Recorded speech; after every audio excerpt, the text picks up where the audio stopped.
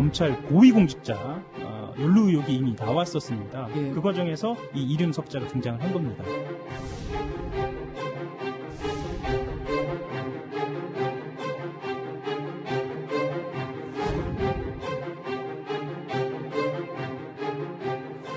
그 이름을 가지고 재차 윤중천 씨를 불러서 이 이름이 무엇이냐라고 물어보는 과정에서 오케이, 알겠습니다.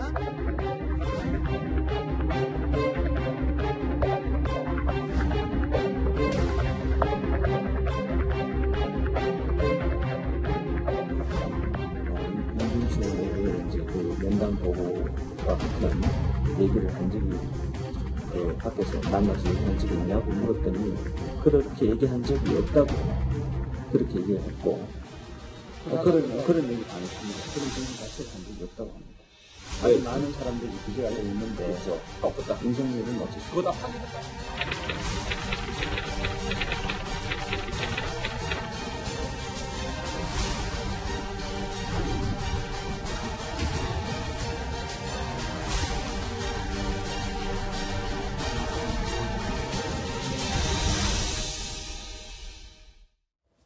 네, 방금 보신 것처럼 윤석열, 윤중천 두 이름이 어제 온종일 실시간 검색어로 등장할 만큼 뜨거운 이슈를 탄생시키고 있습니다. 김학의 전 차관의 별장 성접대 의혹 사건의 중심에 있는 건설업자 윤중천 씨가 윤석열 총장에게도 접대를 했다는 한겨레 20일의 보도 파장이 적지 않습니다. 김광삼 변호사님, 우선 한겨레 20일 보도에 따르면 김 전 차관 검찰 조사단의 면담 보고서에 윤석열이라는 이름 석자가 나왔다. 이건 팩트인 거죠? 네, 팩트인데요. 이제 면담 보고서가 어떻게 작성되었는지 이제 그걸 좀 봐야 돼요. 그러니까 먼저 법무부 과거사위원회에서 이제 김학의 전 차관과 관련된 부분에 있어서 이제 재수사 필요성을 언급을 하면서 대검의 이 진상조사단이 있거든요. 예. 거기에다가 권고를 한 거예요. 그리고 진상조사단에서 이제 사진조사를 합니다. 수사를 하는 게 아니고. 예. 강제수사권이 없죠. 그래서 이제 윤중천 씨를 몇 번 만나려고 했는데 계속 거부를 했다고 그래요. 또 네. 사무실에서 보자고 했는데 사무실에 안 본다고 그래서 결국 서울 시내 모 호텔에서 만났다는 거죠. 예. 만나서 두 번에 걸쳐서 이제 면담을 했어요. 근데 지금 면담 보고서 내용은 두 번째 면담에서 나왔다는 내용인데, 네. 근데 거기서 뭐 여러 가지 얘기를 많이 했는데 특히 윤중천 씨가 자기 인맥을 굉장히 과시하고 과장되게 얘기를 많이 했다는 거예요. 예. 그래서 주로 김학의 전 차관이랄지 이제 성접대와 관련된 걸 많이 물었다는 거고, 네. 그 당시에 이제 묻고 나서 그 당시에 이제 3명이 그걸 조사를 했다고 그래요. 네. 묻고 나서 이제 며칠 지난 다음에 기억을 되살려서 이제 면담 보고서를 작성을 했어요. 기억을 되살려서? 네네. 그런데 면담 보고서가 한 10장 정도 되는데, 예. 그 중에 딱 한 줄에, 윤중천 씨가 그 당시에 뭐 임모 씨의 소개로 윤석열 총장이 별장에 온 것 같다 이렇게 얘기했다는 거. 맞다는 게 아니고 네. 온 것 같다 이렇게 했는데 그 뒤로 이제 뭐 수사를 할지 여러 가지 보니까 이제 검찰 수사를 했잖아요. 예. 이제 보고서를 보고 그랬더니 난 그런 말 한 사실이 없다 이렇게 얘기했다는 윤중천 거. 씨한테 그런 얘기를 직접 물어봤다. 그래 물어봤는데 윤석열 총장과 이렇게 접대를 한 적이 있냐? 이런 부분 했냐고 물어도 보고 예. 이렇게 말한 적이 있냐 네. 면접할 때 그랬더니 그러한 사실이 없다고 얘기했다는 거예요. 네. 그래서 근데 검찰 수사단에서는 그 당시 윤중천 씨와 관련된 뭐 다이어리 메모 그다음에 뭐 여러 가지 그 윤중천 씨가 그 30년 동안 그런 자료를 다 가지고 있었다고 그래요. 그동안 거. 근데 거기에서 윤석열의 이름을 발견할 수 없었고 그리고 디지털 포렌식까지 휴대폰을 했는데 거기에서도 윤석열 총장의 이름이 없었다는 거예요. 지금 여기까지 나온 내용입니다. 네. 우선 어제 이제 한겨레 20일과 한겨레 신문에서 보도를 했기 때문에 저도 오늘 한겨레 신문에서 어떤 보도가 나올지 유심히 봤었는데요. 사실 오늘자 신문에서는 별다른 내용은 없었습니다. 이현정 의원님, 네. 검찰이 해명 내용을 바꿨다 뭐 이런 정도면 오늘 실렸거든요. 그렇죠. 지금 한겨레가 이제 의문을 제기한 게 뭐냐면 이게 한겨레 20일이라는 주간지의 기사를 한겨레 신문이 일면 톱으로 일단 보도를 한 겁니다. 그렇죠. 네. 그 내용의 핵심은 결국 이제 윤석열 총장이 예전에 2006년에 2008년 사이에 윤중천 씨 별장에 가서 접대를 받았다는 내용 하나와 네. 그다음에 이제 아까 그 김광선 변호사님 말씀해 주신 이 두 사람이서 이제 만났다는 사실 윤중천이가 어떤 그 면담 보고서에 이야기를 했는데 왜 그 뒤에 조사 과정에서 덮었느냐. 당시에 서울중앙지검장의 어떤 윤석열 총장의 그런 어떤 이 위상 때문에 예. 사실 덮은 게 아니냐. 이 문제를 이제 제기를 한 거예요. 네. 근데 어제 하루 동안 쭉 이제 해명들이 다 나왔죠. 다 나온 걸 보면 결국 이제 여한섭 당시의 수사단장이 그런 어떤 자세한 상황을 국정감사에서 이야기를 했지 않습니까? 네. 자, 그러다 보니까 결국 이제 지금 이 상황에 대해서 그럼 결국 키는 한겨레 기자는 3명 이상으로부터 이제 이 사실을 확인했다라고 이야기를 했어요. 그게 아까 뭐 호텔에서 윤중천 씨를 이 면담 조사했다는 그렇죠. 그 3명을 모르겠습니다. 그 3명이 누군지는 본인은 밝히지 않았는데 네. 어쨌거나 이 사건 관련자, 핵심 관련자 3명으로부터 확인했다는 것이고 또 거기는 뭐냐면 다이어리 명함 전화번호부에 이름이 있었다는 거거든요. 네. 네. 근데 지금 어제의 여한섭 지금 지검장 이야기는 네. 1000명이 되는 전화번호를 다 뒤져봤지만 윤석열이라는 이름이 없었다. 네, 그 다이어리도 없었다. 네. 이렇게 이야기를 하고 있고 또 윤석열이라는 이름이 나온 것에 대해서 조사하니까 윤중천이 나 그런 이야기 한 적 없다라고 부인해서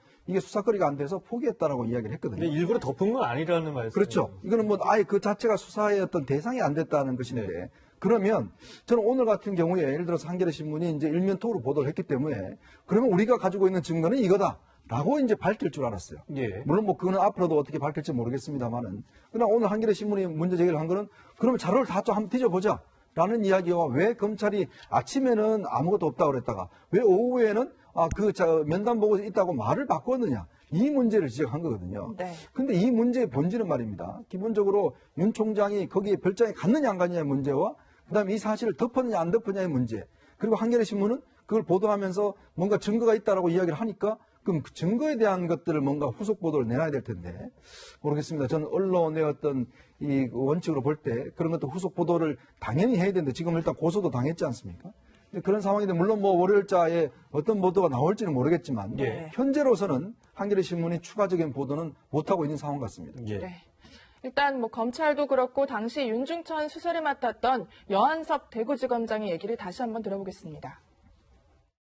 그런 진술이 있었고 그 진술 자체에 대한 조사, 그러니까 그 진실 유무에 대한 조사 자체가 없었다라는 것이 더 방점이 찍혀 있었다라는 걸 좀 말씀드리고 싶습니다. 자, 접대를 받았다는 진술이 있는 것은 아니고 그 정확한 워딩은 만난 적도 있는 것도 같다. 이런 취지의 면담 보고 형식의 조사 당시 그 과거사위 조사단 관계자의 면담 보고서가 있습니다. 1차 수사 기록 2013년도에 거기에 윤중천의 전화번호와 명함과 다이어리에 윤석열이라는 이름이 확인되었다. 여기에 대해서 우리 여지검장님께서는 전화번호부와 통화 내역, 다이어리 전체를 다시 한번 검토했는데 윤석열의 윤자도 발견하지 못했다. 맞습니까? 윤석열은 없었습니다. 네. 뭐 사실 결론적으로 보면 검찰이 정식 보고서에서 나중에 뺐다라는 건데 아까 이현정 의원께서도 얘기했지만 검찰 조사 구체적인 조사에서는 혐의점이 없었다. 뭐 어떻게 보면 윤중천 씨가 허위 진술 아니면 잘못된 말을 한 거가 기록된 거다 이런 식이었다라는 거죠. 이게 만약 면담 보고서 작성이 돼 있는데 검찰 수사단에서 수사를 않고 그 부분에 전혀 그냥 수사하지 않고 그냥 넘어갔다고 한다면 네. 이건 사실 접대를 받고 안 받고를 떠나서 굉장히 큰 문제가 될 수 있는 거죠. 덮었다라는 가능성이 그렇죠. 있는 그렇죠. 거죠. 그러니까 설사 윤중천 씨와 윤석열 씨의 연결고가 전혀 없다 하더라도 면담 보고서가 있었고 거기에 윤석열의 이름이 나왔는데 그걸 만약에 검찰에서 확인 안 했다고 한다면 이건 제가 볼 때는 상당히 이건 문제가 있다고 봐요. 그런데 지금 여 수사단장도 얘기했다시피 그냥 다 봤다는 거 아닙니까? 그래서 내용을 전체적으로 보고 또 윤중천 씨한테 물었다는 거 아니에요. 이런 언급한 사실이 있느냐. 그러니까 본인이 언급한 사실이 없다. 그러면 사실은 둘 사이의 연결고를 찾을 수가 없고 더 이상 수사를 진행할 수 없기 때문에 내가 거기서 끝마친 것이고 거기에 대해서 내부적으로 보고서를 작성할 좀 필요가 없었다는 거 보이고요. 그런데 저는 객관적으로 한번 봤을 때 이 사건이 그냥 검찰에서 수사한 게 아니고 2013년대 수사는 경찰 수사한 내용이 다 들어있거든요. 예. 그러면 이건 만약에 윤석열 총장이 윤석열 검사가 그 당시에 원주 별장을 갔다 할지 아니면 윤중천과 관계에 있었다고 하면 경찰도 당연히 알고 있었을 거예요. 그리고 수사단뿐만 아니라 과거사위원회 또 진상조사단 이걸 접하는 사람들이 굉장히 많거든요. 그럼 그 중에 적어도 몇 명 정도는 그 내용을 알고 있었을 것이다 하는데 경찰 자체에서도 윤석열의 이름은 없었다 이렇게 얘기를 하고 있어요. 예. 그리고 아무리 그 20, 30년 동안 윤준천 씨가 모아놓은 그 서류, 명함, 다이어리 다 봐도 윤석열의 이름은 없었다고 이렇게 얘기하고 있기 때문에 결과적으로 면담 보고서 한 줄을 가지고 과연 윤석열 총장에 대한 이게 접대를 받았다 아니면 윤준천 씨와 만났다 이렇게 이게 기사화시켜서 이걸 내보낼 수 있는 그런 내용인지는 굉장히 좀 의아심이 좀 들어요. 네. 네.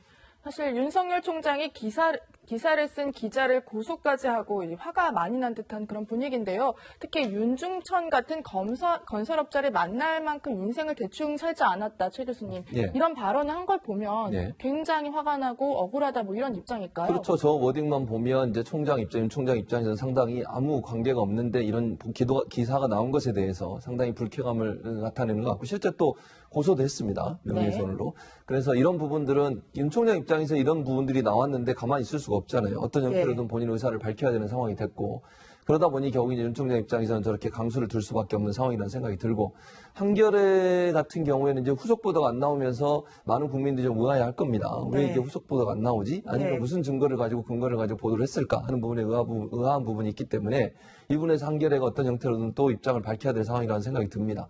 물론 이제 이렇게 볼 수는 있을 것 같아요. 예. 아까 두 분이 말씀하신 내용 중에 그걸 더 이상 수사를 안 하고 여러 가지 증거 자료로 봤을 때 관련성이 없다고 해서 수사를 그만둔 거를 검찰은 그렇게 보는 거잖아요. 증거 자료나 물증을 봤을 때 전혀 관계가 없어서 그 수사를 중단했다라고 얘기하는 것이고 한겨레에서 보도한 기자나 거기에 누군가 제보를 했다면 제보한 사람 입장에서는 그거 자체가 덮은 거다. 이렇게 좀 주장을 하고 있는 거거든요. 네. 그래서 중요한 것은 그 당시에 정말 여러 가지 정황이나 증거로 봤을 때 이름이 한번 나오긴 했지만 면담 보고서 그 내용이 확실하지도 않고 본 것 같다 정도로 얘기했다고 하면 이 자체를 가지고 수사를 깊이 할 만큼의 가치가 있었느냐 하는 부분을 검찰이 판단한 것이고 한겨레는 그것마저도 지금 덮은 거다 이렇게 좀 주장을 하고 있어서 이건 사실 증거나 아니면 여러 가지 정황 또 그게 그 수사에 참여했던 사람들의 진술을 들어보면 충분히 밝혀질 수 있는 부분이라 이런 생각이 듭니다.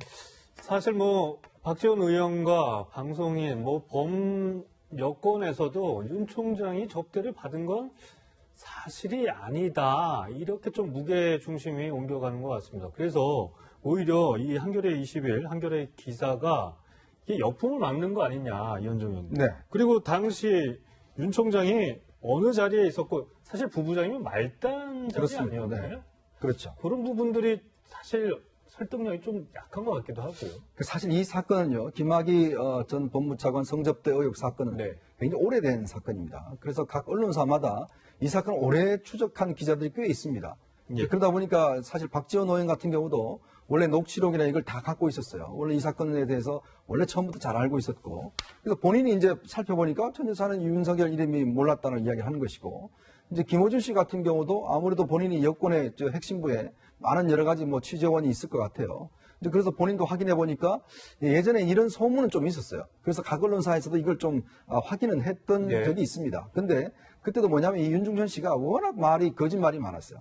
그러니까 자기는 뭘 더 한다, 뭐 더 한다 했는데 확인해 보니까 전혀 그게 아니라서 사실은 윤중천 씨의 진술에 굉장히 신빙성을 안 두고 있는 그런 상황이었습니다. 네. 이제 그러다 보니까 지난번 윤석열 총장이 이제 검찰총장 될 때도 민정수석실에서 한번 검증을 했었다는 거거든요. 그렇죠. 네. 자, 그러면 지금 이제 이 상황을 누구나가 어떤 면에서 보면 웬만큼 아는 기자들은 좀 알고 있어요. 그러면 그거를 예를 들어서 한겨레가 이렇게 기사화한다면 뭔가 새로운 상황이 나와야 되는 거거든요. 근데 지금 그렇지 않다 보니까 지금 상당히 이런 분들이 아예 선을 그어버리니까 상황이 이런 정도의 기사가 나오면 지금 얼마나 민감합니까? 사실은 거의 조국 대 반조국으로 나눠 싸우는 그 측면에서 네. 만약 윤 총장이 별장에 갔다라는 사실이 만약에 어떤 소문을 나돈다면 어떤 면에서 보면 확대 대생산이 당연히 지금 예상되는 국면 아니겠어요? 근데 사실 어제 좀 재밌는 현상이 뭐냐면 원래 김어준 씨가 이제 그 방송을 하면서 딱 선을 그어버리니까 네. 원래 이제 좀 친문 지지자들 사이에서는 어제 한겨레 기사를 굉장히 많이 날랐습니다. 그렇죠. 여기서. 그러다 갑자기 이제 중단이 돼버렸어요. 그런 현상이 뭐냐면 이게 사실은 여권에서도 굉장히 부담스럽다는 이야기죠. 왜냐하면 사실이 아닌 이야기를 만약에 퍼뜨렸을 경우에 책임 문제가 또 있는 것이고 자칫 이게 사실이 아닌 걸로 밝혀지면 윤 총장의 입지만 더 강화시켜 줄 수밖에 없는 상황 아니겠습니까? 네. 네. 그렇기 때문에 이제 신중하게 이제 접근한 것인데 현재로서는 그렇습니다. 모르겠습니다. 이게 어만큼 이제 한겨레 신문이라는 권위 있는 신문에서 일면 톡으로 보도를 했기 때문에 나름대로 책임 있는 또 후속 보도는 저는 나오리라고 봅니다. 일단 뭐 그 상황을 일단 예측을 하면 현재까지는 일단 어떤 면에서 보면 사실관계는 한겨레가 상당히 좀 궁지에 몰리고 있는 상황 아닌가 하는 싶습니다. 네. 네. 네, 사실 이번 논란의 불똥이 청와대로까지 튀고 있는데요. 청와대가 김학의 사건 수사 때와 윤 총장 인사검증 때 이렇게 두 차례에 걸쳐서 이 의혹에 대해 조사를 아무래도 했겠죠. 당시 민정수석으로 조사를 주도했던 조국 장관은 물론 사실이 아니라고 어제 오후죠, 입장을 내놨는데 조 장관과 달리 청와대는 명확한 답변을 내놓지 않아서 이 부분도 좀 논란이 되고 있는 것 같아요, 최 교수님. 예, 청와대 입장에서는 좀 부담스러운 부분이 있기도 한 것 같은데 그렇죠. 명확하게 인사 검증을 했으면 네. 부분이 있을 거 아니에요, 이 부분도. 그러니까 그 부분에 대해서 뭔가 얘기를 하는 것 자체가 또 논란을 불러일으킬 수 있는 요소가 될 수 있다고 보여져요. 그러니까 청와대 입장에서는 인사검증하는 건 다 알고 있는 거잖아요. 민정수석실이 인사검증하는 것도 알고 있는 것이고 청와대가 나서서 얘기하는 것 자체가 여러 가지로 또 다른 논란을 불러일으킬 요소가 있기 때문에 네. 신중하게 접근했다고 저는 봐요. 거기다 가타부타 무슨 얘기를 하는 순간 결과가 어떻게 나올지도 모르잖아요. 물론 지금 상황으로 봐서는 검찰이 여러 가지 증거들이나 아니면 주장들이 강하기 때문에 한겨레 보도가 어느 정도 신빙성이 있는지 아직까지 결정할 수 없는 상황이라고 보여져요. 이런 상황에 청와대가 나서서 뭐 이런저런 얘기를 하는 것이 나중에 이 조사 결과가 어떻게 나오나 이 결론이 어떻게 나오냐에 따라 영향을 받을 수 있는 상황이라 제가 볼 때는 뭐 그건 민정수석실 하는 건 다 아는 사안이 그걸 가타부터 무슨 얘기를 하는 것 자체가 부담될 수 있었을 것이다. 다만 그것 때문에 저는 법무부 장관이 직접 얘기했다고 생각해요. 본인이 그 당시 민정수석을 했잖아요. 네. 또 본인이 이 업무를 관장을 했었고 그래서 본인이 그 업무를 했을 때 이 문제도 검토 대상이 됐었는데 검토해본 결과 문제가 없다. 이렇게 밝혀준 거죠. 이건 뭐 청와대 대신 저는 조국 법무장이 얘기했다고 봐요. 그렇게 결론을 내는 게 저는 맞다고 보고 청와대가 나서서 어떤 말을 하든 그 대통령의 생각이나 의중이 돼버리기 때문에 그 자체가 부담이 될 수밖에 없어서 아마 말을 아끼고 법무부 장관이 대신 얘기하는 게 아닌가 이렇게 볼 수 있을 것 같습니다. 네, 좀 뭐 애매하긴 한데 지금 뭐 어쨌든 법무부 장관이니까 법무부 입장에서 해명을 하는 게 맞지 않을까 그런 생각도 좀 얼핏 들기도 합니다만 김관섭 변호사님 네. 사실 이번 보도를 놓고 예전에 최동욱 검찰총장 때가 떠오른다 이런 얘기들을 많이 하더라고요. 이제 언론에서도 보도를 많이 하고 있고 또 야당에서도 그 얘기를 하고 있어요. 그런데 약간 유사한 점은 상당히 많이 있죠. 네. 왜냐하면 그 당시에 이제 박근혜 정부였고 국정원 댓글 사건과 관련해서 일단 최동훈 검찰총장 그 밑에 윤석열 총장이 이제 팀장을 맡고 있었잖아요. 네. 그래서 청와대는 법무부고 굉장히 각이진 사회였어요. 청와대 법무부에서는 뭐 영장을 청구하든지 압수수색하는 것에 굉장히 반대를 했는데 청와대의 허가를 받지 않고, 그러니까 청와대의 동의를 얻지 않고 압수수색하고 그렇게 계속 나가서 원칙적으로 나왔거든요. 그래서 그때 이제 혼외제 문제가 나왔는데 네. 그 혼외제 문제 관련해서도 사실 국정원에서 그걸 기획을 해가지고 결과적으로 뭐 가정부가 나와서 혼외제가 맞다고 그런 식으로 얘기를 하면서 결과적으로 자진해서 물러날 수밖에 없는 뭐 자진 사퇴긴 하지만 결국은 뭐 우리가 볼 때는 찍어내게 했다고 볼 수밖에 없잖아요. 그런데 이번 사태도 사실은 지금 윤석열 총장이 조국 사태와 관련 네. 수사를 하고 있잖아요. 근데 법무부가 굉장히 각을 지고 있어요. 청와대가. 그리고 청와대도 각을 지고 있고. 근데 그런 상황에서 갑자기 언론에서 우리가 가장 민감해하는 김학의 성접대 사건과 이걸 윤석열 총장과 연결이 지어버리니까 그러니까 스토리는 되게 비슷한데 뭔가 주인공이 바뀌고 또 이걸 보도했던 매체의 특성이 또 그렇죠. 정반대가 그때는 돼버리고. 국정원이 좀 주도를 했다고 한다면 이번에는 언론에서 이제 그런 걸 근데 이게 첫 지적을 한 보도 것이기 때문에 최동욱 검사 이제 총장 보도도 사실 모 언론 보수 언론에서 처음 기사가 됐었죠. 그렇죠. 근데 아니, 기획은 뭐 국정원에서 했을지 모르지만 네. 결국은 이제 언론을 통해서 사실은 작업을 하고 그런 거기 때문에 이게 뭐 굉장히 비슷한 거 아니냐. 그런데 약간 좀 다른 점은 좀 있죠. 그리고 저는 이제 개인적으로 볼 때 네. 물론 이제 한겨레 자체는 정치적 의도는 전혀 없었다 이렇게 얘기를 하고 있어요. 그렇지만 시점을 보면 그 정치적 의도가 없었다고 과연 얘기할 수 있느냐?